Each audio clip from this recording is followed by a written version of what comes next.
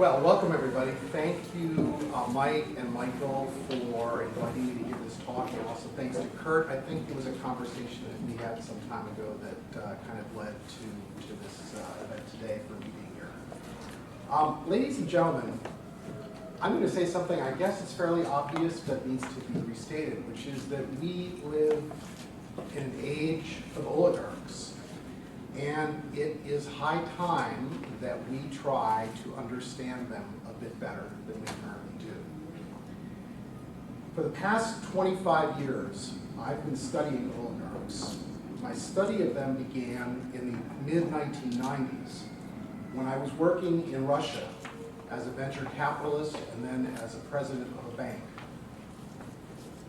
There in St. Petersburg, on a dark, dreary, damp day, not too much different from this, maybe a little bit colder, I met my first oligarch, and his name was Vladimir Putin. We sat across from each other in an overheated Soviet-style office in the Smolny Institute, which is the mayor's office in St. Petersburg. Aides hovered in the anteroom, including another former Russian president, future Russian president, Dmitry Medvedev, and the future president of Russia's largest company, Gazprom.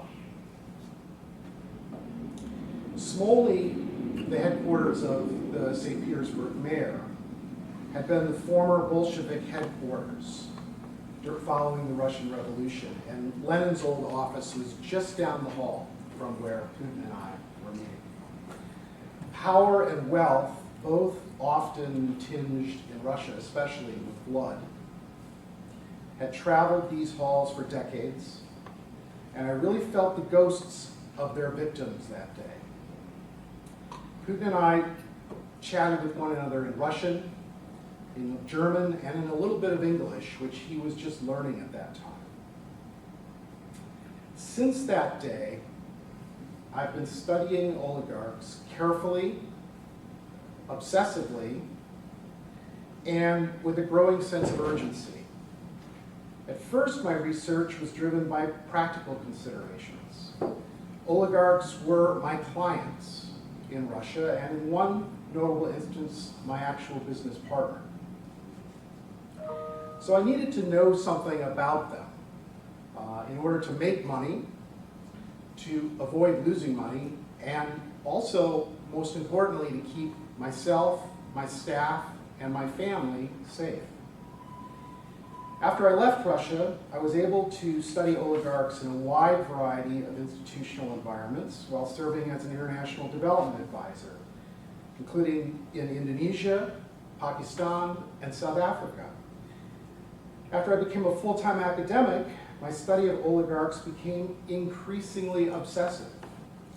Today, I'd like to tell you one story about what I've learned so far about oligarchs, a story that arises from my experience last year as a Fulbright scholar in Myanmar, which is also known as Burma. Since 1946, Fulbright has been facilitating the exchange of scholars and students between the United States and the rest of the world. In my view, it's a shining example of the very best of America and its interactions with foreign countries. And so I'm really grateful to have benefited from this visionary and impactful program. So I've committed the sin of all academics up front by not defining what I'm talking about. So what exactly are oligarchs? Who are they?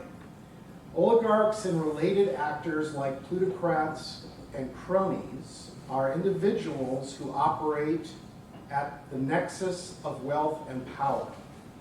Simply put, they gain business wealth or political power and then use one to acquire the other. In this regard, they are unusual because they are effective at three difficult human activities: creating significant wealth through business activity, gaining political power, and making the transition between the two. So oligarchs are consequential actors. I don't think there's much doubt about that anymore. They employ thousands of people. They govern millions of people today, roughly 500 million people at present. And they've generated trillions of dollars in wealth. They've been with us since ancient Greece, where Aristotle was the first to talk about them formally, and have been identified on every settled continent. I was born in 1961, and as you can see from this graph here, my life has basically been a life in which oligarchs have become more and more important. Beginning in the 1960s, oligarchs became increasingly numerous as heads of state and government. And when I started studying them, they were not particularly well known. But today, they're household names. Trump and Putin, just to name 2 of the 9 oligarchs that are in power today.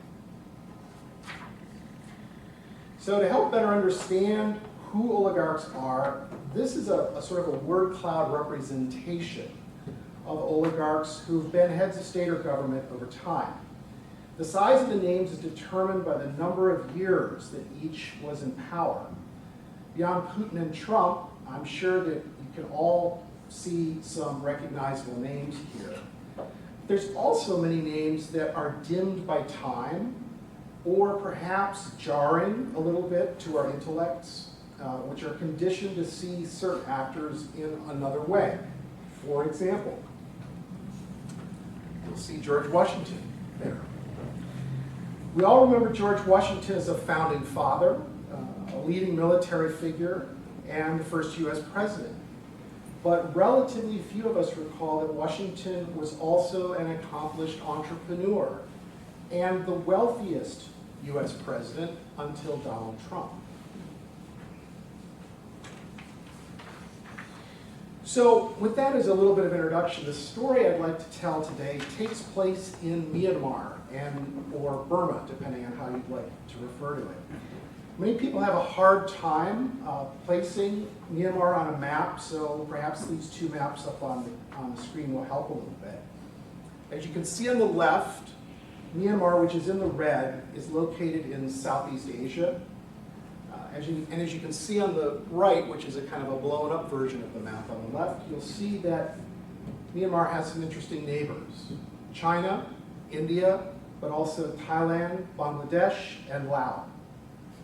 Myanmar is a poor country that is going through a challenging transition from decades of military rule to something else, maybe a little bit more democratic.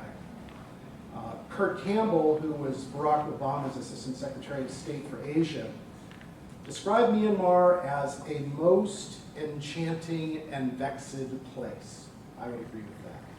A country with pristine hardwood forests, raging rivers, native tigers, many contending and distrustful ethnic groups, and burdened by years of brutal and unrelenting military rule. The map on the right depicts where I lived with the red X up there. I lived with my wife in a city that's called Myanmar. It's a vibrant city of about 200,000 people on the historic trading route to India. And while it was founded in 800 AD, Myanmar today is a young city full of students who study at 5 different universities there. And the students are all zipping around, if you can imagine this, on their motorbikes, which is sort of the first step up in many emerging and developing economies on the economic rung. Visiting tea shops, which is the kind of the common place you go to meet with other people.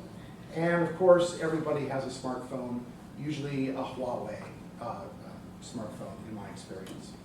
So I taught and researched at the Myanmar University of Economics.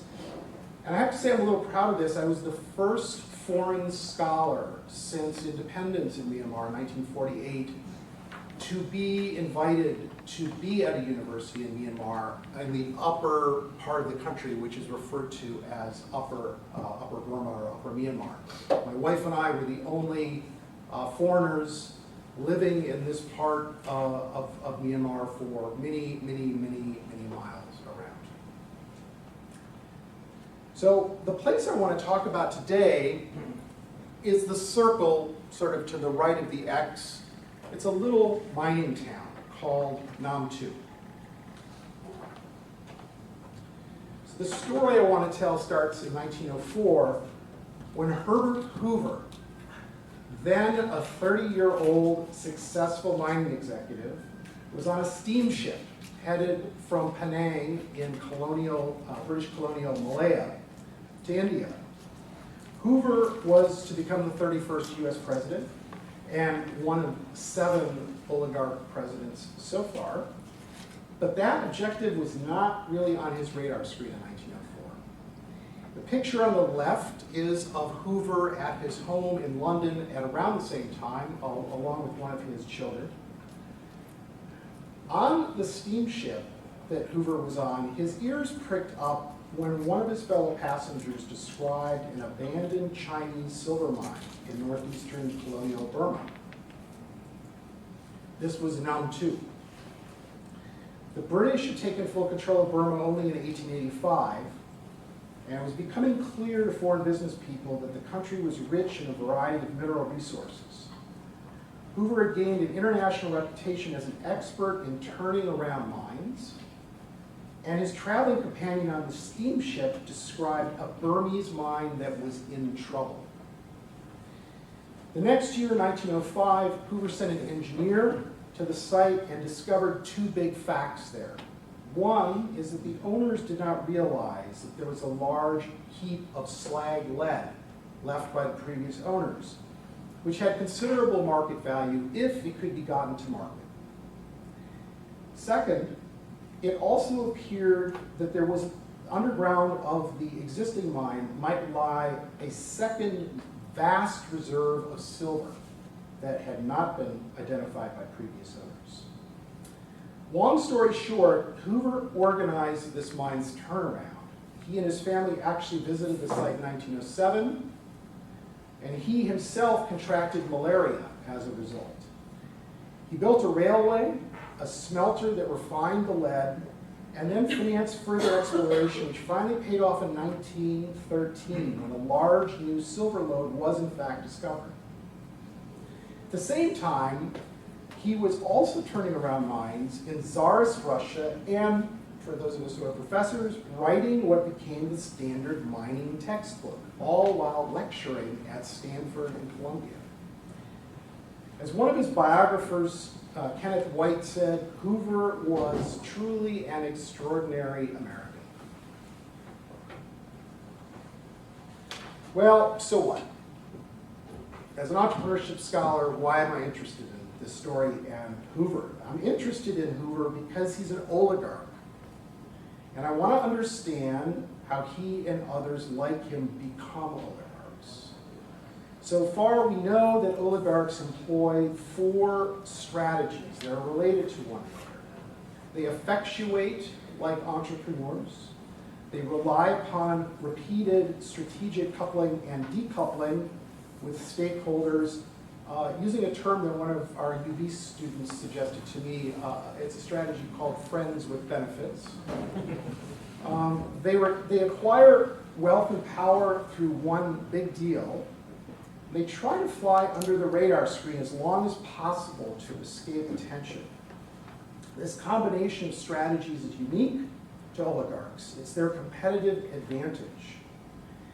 And of these 4 strategies, effectuation is perhaps the most unfamiliar, so I'm going to say a few words more about this. Effectuation is a control-based strategy that's observed in effective entrepreneurs, those who have built 2 or more significant business enterprises. Effectuation itself consists of underlying processes that, when they are employed together, enable effective entrepreneurs to dominate an uncertain future. It can be contrasted with causal strategies which emphasize planning and prediction. Each of these 4 strategies up here that are employed by oligarchs is rooted in a different discipline: effectuation in entrepreneurship, friends with benefits in psychology, big deals in finance, and flying under the radar in strategy. This demonstrates, when you take these strategies together, that oligarchs are masters of multiple disciplines. So in this story, I'm interested in gathering some evidence to answer a basic research question, which is, in particular, how do oligarchs structure and execute their big deal? So in conducting this study, of which this story is a part, I chose what's called a narrative case study approach, which is common when you're developing theory in an emerging field like oligarch studies. I selected Hoover from a population of about 40 oligarchs who've been heads of state or government so far. But why Hoover specifically, you might ask? Now, Hoover's interesting to me for a couple of reasons. So far, my research has actually not been looking at American oligarchs. So including some American data would contribute to the generalizability of the work that I'm trying to publish. Secondly, Hoover is an example of an oligarch who made the bulk of his fortune outside of his home country. I thought that was kind of interesting, and I haven't seen that in other studies of oligarchs so far. Third, Hoover himself is strikingly under-researched in this particular area. An interesting story in this regard is when I visited the Hoover Presidential Library last summer, I was told by the director that I was the first scholar ever to request materials about Hoover's involvement with Myanmar and Burma, which I was kind of just blown away, given that I'm not a historian. So that kind of made my ears prick up a little bit as well. And why Myanmar or Burma? I was already there as a researcher, and I had started to do some work on this project before coming back, and I'd also gathered data from other projects that I thought could be helpful in working on this one. But really the most important reason of all is that Hoover's mine in Burma was his big deal. He made $100 million from this investment in this mine. And so for that reason, it just seemed to make a lot of sense to figure out, well, how did he do that? So what did I find? I found, first of all, that Hoover structured and executed his big deal in a couple of distinctive ways. And these results focus on two areas, the deal itself and the structuring of it. With regard to the deal itself, my analysis of the archival records at the Hoover Library and other sources highlighted 4 points. First of all, Hoover was exceptionally well prepared for the opportunity presented to him on that steamship back in 1904. Although he was only 30, he already had acquired extensive relevant prior industry knowledge from his work as a mining engineer in China and Australia. Secondly, Hoover knew when to buy. He bought into this mine when it was in trouble, when you could acquire it for a very low price. Third, he knew how to hold on to the investment for the appropriate amount of time. He stayed invested in this mine for 10 years, facing many challenges and crises that might have caused other business people to liquidate their holdings earlier. He was patient. And fourth, Hoover knew when to sell. In some part, he was forced to sell by the British, who were not allowing foreigners to own mines in the British Empire during World War I. That war was actually a huge boon for Hoover, as the price of lead, of course, shot up during the war, and his lead smelter couldn't keep up with demand. So in structuring his big deal, Hoover was also clever in employing two strategies I've seen with oligarchs elsewhere. First of all, Hoover was a master at syndicating the financial risks of his Burmese mining investment. He had many financial partners working alongside him. Hoover understood intuitively the concept of affordable loss, keeping his own financial investment to a minimum level. Secondly, despite his modest financial outlay, he managed to maximize control of the mine because of his technical expertise, his ability to raise finance, and his structuring of that finance in the form of debt that kept the management's feet to the fire. So after Hoover sold his shares in the Burmese mine, his fortune enabled him to make the move from wealth to power.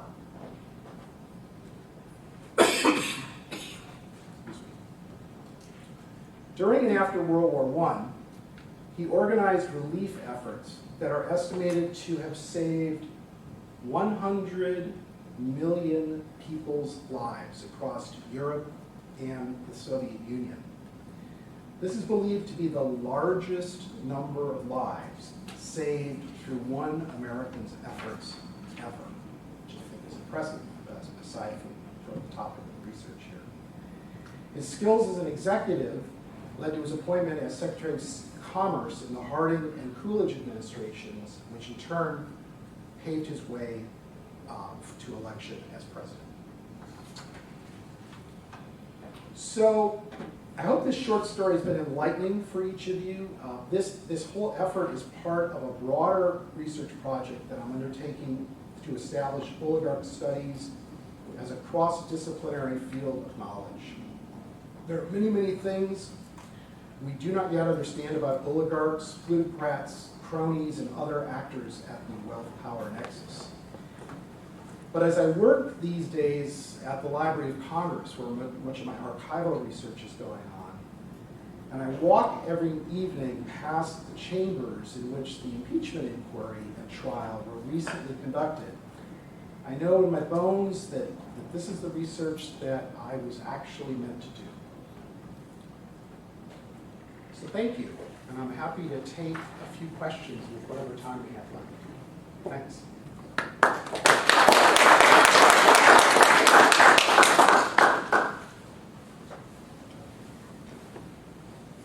Daniel. For the oligarchs that you've identified, how does it end for them? Or what happens as they're nearing the end, or what happens upon death? Well, I mean, it's varied. Some meet an untimely death. One oligarch that I knew in Russia sort of met an untimely passing. Some die peacefully in their beds. Mr. Putin, of course, I think is hoping to extend his end in the indefinite future. Based upon what he's saying these days. So I think there's a variety of outcomes for them. You know, not necessarily successful outcomes, but more often than not successful outcomes for them and their